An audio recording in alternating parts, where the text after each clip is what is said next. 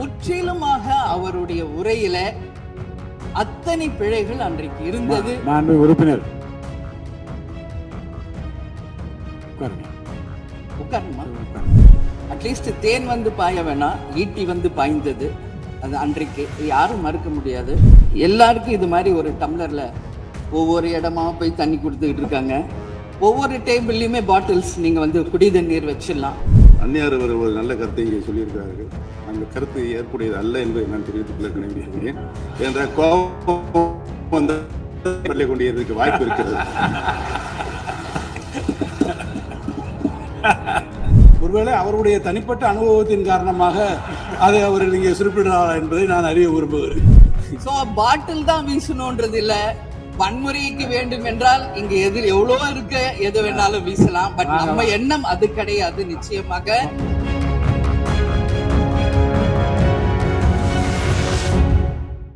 பேரவை தலைவர் அவர்களே, முதலமைச்சர் அவர்களே, எதிர்கட்சி தலைவர் அவர்களே, அமைச்சர் பெருமக்களே, சட்டமன்றத்திலே இருக்கும் அனைத்து சட்டமன்ற உறுப்பினர்களுக்கும் முதல் கண் எனது வணக்கங்களை தெரிவித்துக் கொள்கிறேன். 52 ஆண்டுகள் முடிந்து 53வது ஆண்டில் அடியெடுத்து வைக்கும் நமது முதல்வர் அவர்களுக்கு உங்கள் அண்ணன் கேப்டன் விஜயகாந்த் அவர்கள் சார்பாகவும் தேசிய முற்போக்கு திராவிட கழகத்தின் சார்பாகவும் எங்களுடைய மனப்பூர்வமான பிறந்த நாள் வாழ்த்துக்களை இந்த அவையிலே தெரிவித்துக் கொள்கிறேன். இன்றைக்கு நாம சட்டசபையில பேசுகின்ற உரை ஒன்று மேகதாது அணை பற்றியும் ஆளுநருடைய உரையை பற்றியுமான டிஸ்கஷன். சற்றேறக்குரிய 1.5 மணி நேரமா ஒரே டாபிக் தான் இங்க போயிட்டு இருக்கு. அந்த வாய்ப்பு அனைத்து சட்டமன்ற உறுப்பினர்களுக்கும் சமமாக வழங்கப்பட வேண்டும் என்ற வேண்டுகோளை பேரவைத் தலைவருக்கு நான் வைக்கிறேன். நிறைய பேருக்கு வாய்ப்பு கிடைக்குது, நிறைய பேருக்கு வாய்ப்பே கிடைக்காமையே போயிடுது. இது சட்டமன்றம். எல்லாருக்கும் ஈக்குவாலிட்டி, எல்லாருக்குமே வாய்ப்பு தரணும் பேசுறதுக்கு. அது நீங்க அவைத்தலைவர் அவர்கள் நீங்க அதை பார்த்துக்கோங்க. அதுக்கு அடுத்தது அன்று ஆளுநர் உரை. அது தமிழ்தாய் வாழ்த்தோடு ஆரம்பிக்கப்பட்டதை தேசிய முற்போக்கு திராவிட கழகம் மனப்பூர்வமாக அதை வரவேற்கிறோம். அதே போல ஆளுநர் உரை அன்றைக்கு ஆளும் கட்சியின் உரையாக இருந்தது என்பதை யாரும் மறுக்க முடியாது. ஒரு ஸ்போக்ஸ் பர்சன் மாதிரி ஆளுங்கட்சியை பற்றி மட்டுமே அவருடைய உரை இருந்தது. நமது தமிழ் மொழி தாய்மொழி, நம்மளுடைய அன்னை தமிழ் அன்னை. அந்த தமிழ் மொழியை நாம் சொல்றது செந்தமிழ் அப்படின்னு சொல்லுவோம். அதை நாம் கேட்கும்போது அது நம் காதுல தேன் வந்து பாய்ந்ததாக தான் நம்ம எல்லாரும் சொல்வோம். ஆனால் அன்றைக்கு ஆளுநர் உரையில் 37 நிமிடங்கள் அவர் பேசியதாக ஒரு குறிப்பு இருக்கு. ஆனா 37 தவறுகள், தமிழை பற்றி உச்சரித்தவை அத்தனையுமே மிக மிக ஒரு வேதனையான ஒரு விஷயமாக இங்க நான் பார்க்கிறேன். நம்மளுடைய தலைவர்கள், அறிஞர் அண்ணாவாகட்டும், கலைஞராகட்டும், ஐயா காமராஜர் ஆகட்டும், அனைத்து பெருந்தலைவர்கள், அதே போல வேலு நாச்சியார், இது போன்ற அவர் ஒவ்வொரு பேரை சொல்லும் பொழுதும் முற்றிலுமாக அவருடைய உரையில அத்தனை பிழைகள் அன்றைக்கு இருந்தது. உறுப்பினர் உட்காருங்க. உட்காருமா, உட்காருங்க, நான் பேசுறேன். உட்காரு. இல்ல உட்காருங்க ப்ளீஸ்.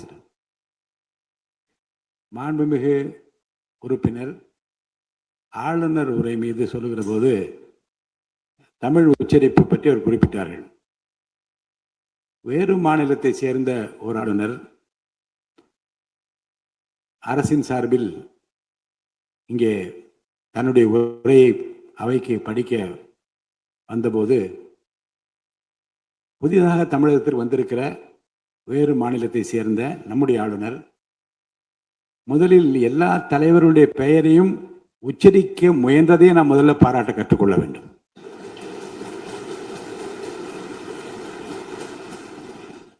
இன்னொன்று, எல்லா பெயர்களையும் விடாமல் படிக்க வேண்டும் என்று அவர் காட்டிய ஆர்வத்தை நீங்கள் பாராட்ட வேண்டும்.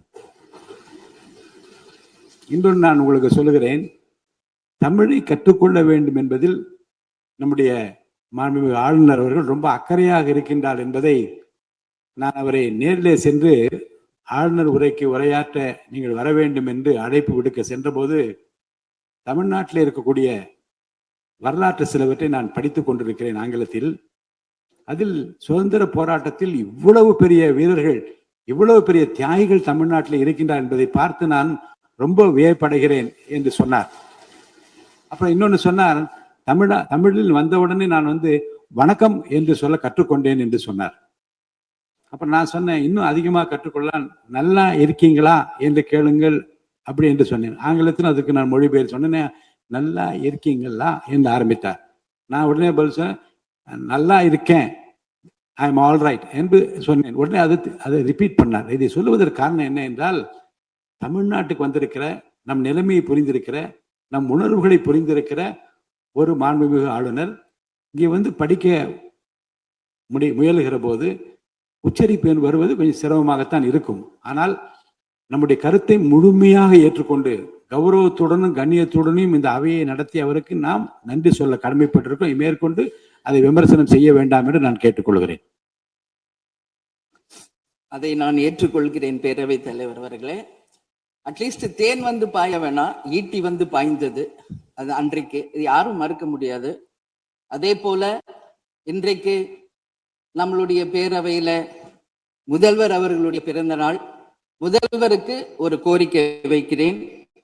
இங்கு நான் சட்டமன்றத்திற்கு வந்த நாட்களிலிருந்து அவை பணியாளர்கள் எல்லாருக்கும் இது மாதிரி ஒரு டம்ளர்ல ஒவ்வொரு இடமா போய் தண்ணி கொடுத்துக்கிட்டு இருக்காங்க. இன்னைக்கு நம்ம ரொம்ப அட்வான்ஸ்டா போயிட்டு இருக்கோம்.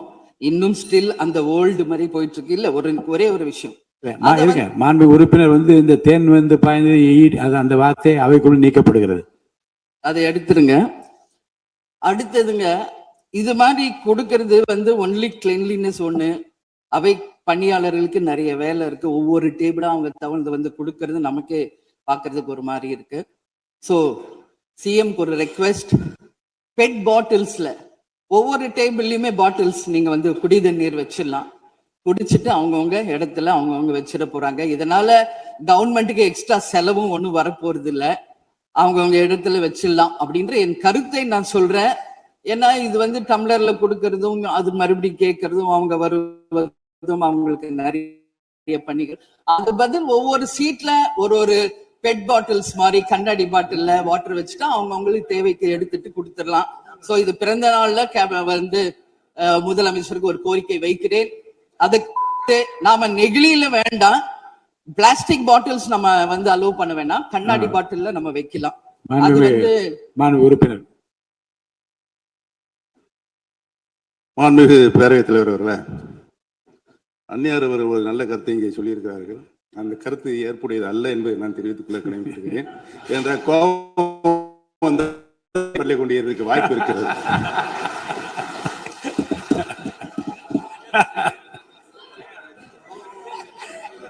உறுப்பினர் பேசலாம்.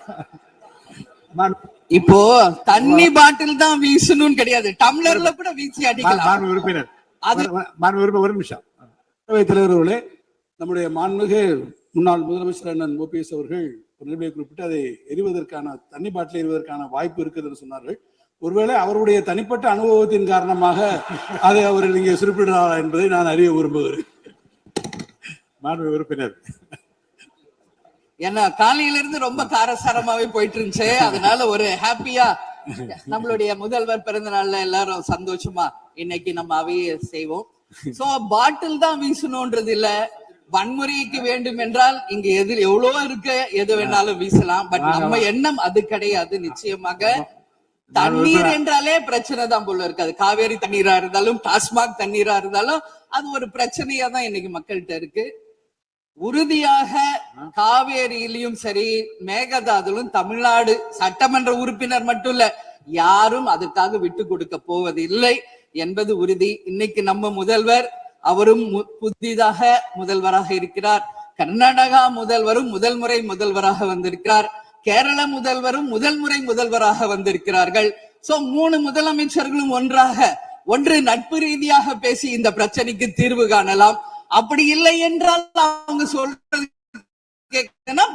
பக்காவா நம்ம வந்து சட்ட ரீதியாக ரொம்ப ரொம்ப பழமையான ஒரு விஷயத்தை அன்னைக்கு நான் சொன்ன மாதிரி பேசிக்கிட்டே தான் இருக்கிறோம். இது வந்து முழுமையாக தீர்வடைய வேண்டும்ன்றதா எல்லாருடைய கருத்து. இன்னைக்கு நம்மளுக்குள்ள வாதங்கள், பிரதிவாதங்கள், டிஸ்கஷன்ஸ் இங்கு வந்தாலும் இது நிரந்தரமாக தீர்க்கப்பட வேண்டும் என்பதில் யாருக்கும் மாற்று கருத்து இல்லை.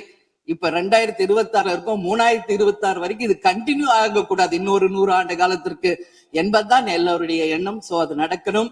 அது மட்டும் கிடையாது, இன்றைக்கு நேற்று நடந்த ஒரு விஷயம் தமிழ்நாட்டில. நேற்று நான் நேரடியாக சென்று பாதிக்கப்பட்டவங்களை பார்த்தேன். Yesterday was a black day for Tamil Nadu.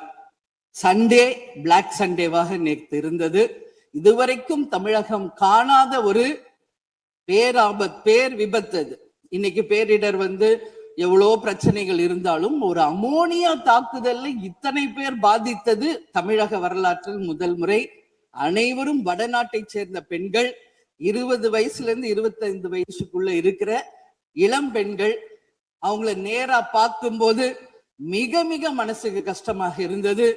என்ன ஃபேஸ்ல பாக்குறோம், உதடு, காது, மூக்கு எல்லாம் ப்ளீட் ஆயிட்டே இருக்கு. அப்போ டாக்டர்ஸ் அங்க எக்ஸ்பிளைன் பண்ணாங்க, இங்க வெளியே நம்ம என்ன பாக்குறோமோ அதுதான் இன்னர், அதாவது லங்ஸ். இதை பற்றி ரொம்ப விரிவான விளக்கத்தை எல்லாம் அமைச்சர் அளிச்சுட்டாங்க. இதை சுருக்கமா அதை நான் பார்த்தேன், சரியானதுதான். நீங்க மேற்கொண்டு அதை பற்றி பேச ஆளுநர் உரைக்கு நன்றி தெரிவிக்கிற கருத்துக்கு வந்திருக்கீங்க. கண்டிப்பா. அதனால நான் நினைச்சேன் இன்னைக்கு ஒரு நிமிஷம் அவங்களுக்காக நம்ம மௌன அஞ்சலி செலுத்துவோம் என்று நான் எதிர்பார்த்தேன். இருந்தாலும் பரவாயில்லை. சோ அவங்களுக்கு நான் நேத்தே சொன்னபடி முதலமைச்சர் அவர்கள் 2 லட்சம் ரூபாய் கொடுத்திருக்கார். உடனே அமைச்சர்கள் போய் பார்த்தாங்க. அதெல்லாம் பாராட்டுக்குரிய விஷயம். ஆனாலும் ஏழ்மை குடும்பத்துல இருந்து வந்திருக்காங்க. சோ கன்சிடர் பண்ணணும்னு சொல்லி நான் கேட்டுக்கிறேன். உரிய சிகிச்சை தரப்படுகிறது. அவங்க பிழைப்பது நிச்சயம் கடவுள் கையில இருக்கிறது. சோ எல்லாரும் அவங்களுக்காக ப்ரே பண்ணுவோம் சொல்லி இந்த நேரத்துல நான் கேட்டுக்கொள்கிறேன். ஒரு பெண்ணா அந்த பெண்களை பார்க்கும்போது என்னால் அதை ஏற்றுக்கொள்ள முடியலை. அதனாலதான் சபையில் அதை நான் பேசுகிறேன். அதே போல இன்னைக்கு முதல் முறையாக மற்ற சப்ஜெக்ட் எல்லாம் பேசிட்டு இருக்கேன். என்னுடைய தொகுதியை பற்றி இதுவரைக்கும் நான் பேசவே இல்லை.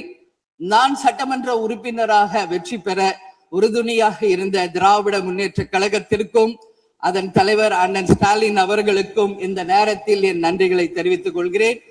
விருதாச்சலம் தொகுதி 2006 புரட்சி கலைஞர் கேப்டன் அவர்கள் முதல் முறையாக வெற்றி பெற்று ஒரு சரித்திர சாதனை படைத்த தொகுதி. மீண்டும் அந்த தொகுதியிலேயே என்னை வெற்றி பெற செய்த விருதாச்சலம் தொகுதி மக்களுக்கு என்னுடைய மனப்பூர்வமான நன்றிகளை இந்த அவையிலே தெரிவித்துக் கொள்வதில் பெருமை அடைகிறேன். அதே போல அந்த விருதாச்சலம் தொகுதி மக்களுக்கு நான் என்னைக்கும் உண்மையாக இருப்பேன், நேர்மையாக இருப்பேன் என்பதையும் இந்த நேரத்தில் தெரிவித்துக் கொள்கிறேன்.